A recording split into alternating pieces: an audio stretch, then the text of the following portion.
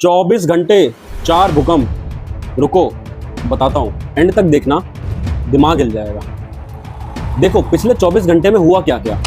शिक्षा मंत्री धर्मेंद्र प्रधान का इस्तीफा। एमईए ने साफ किया कि प्रोटेस्ट को कोई विदेशी फंडिंग नहीं मिल रही थी। आरएएफ चीफ ने मान लिया कि जरूरत से ज्यादा फोर्स यूज हुई, आगे से pellet gun, electric shock weapon पर बैन लगा दिया। सीजीआई सूर्यकांत ने अपना डोंट वेस्ट आवर टाइम वाला बयान वापस लिया। जब सरकार, अदालत और सुरक्षा बल तीनों एक ही दिन सफाई देने पर मजबूर हो जाएं तो समझ लो ये सिर्फ एक इस्तीफा नहीं, एक भूकंप था। आगे देखते हैं जिसे अंतरिम जिम्मेदारी सौंपी है। ये प्रहलाद जोशी जी कौन है और धर्मेंद्र प्रधान अब किस गली जा रहे हैं? कौन है ये प्रहलाद जोशी? धारवाड़ कर्नाटक से 5 बार के सांसद, आरएसएस के पुराने खिलाड़ी, कोयला, ऊर्जा, संसदीय कार्य जैसे भारी मंत्रालय संभाल चुके, अब शिक्षा भी जुड़ गया। इनके ऊपर अभी तक कोई घोटाले की एफआईआर नहीं है, लेकिन विचारधारा की जंग में ये हमेशा फ्रंट पर नहीं।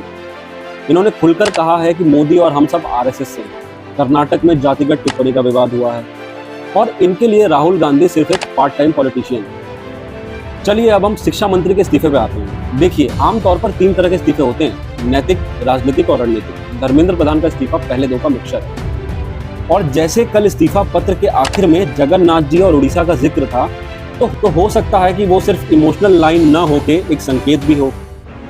ऐसे में 3 संभावनाएं नजर आती हैं। नंबर 1, संगठन में वापसी।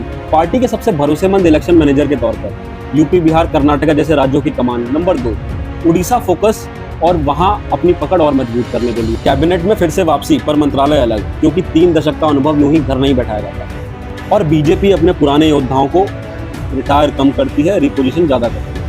देखना है प्रधान की अगली चाल कुर्सी की तरफ है या संगठन की तरफ। और अहम बात यह भी है कि 24 घंटे में सरकार ने सिर्फ सफाई दी है, माफी नहीं मांगी। फर्क समझिएगा। असली कहानी तब खुलेगी जब स्थायी शिक्षा मंत्री तय होगा और धर्मेंद्र प्रधान की अगली पोस्टिंग सामने आएगी। कमेंट में बताइए प्रधान की अगली कुर्सी कौन सी होगी और क्या सरकार ने सच में सबक लिया या सिर्फ मैनेज किया। इसको ज़्यादा से ज़्यादा शेयर और सब्सक्राइब कीजिए, क्योंकि ये तो सिर्फ झांकी है, काशी और मथुरा अभी बाकी है।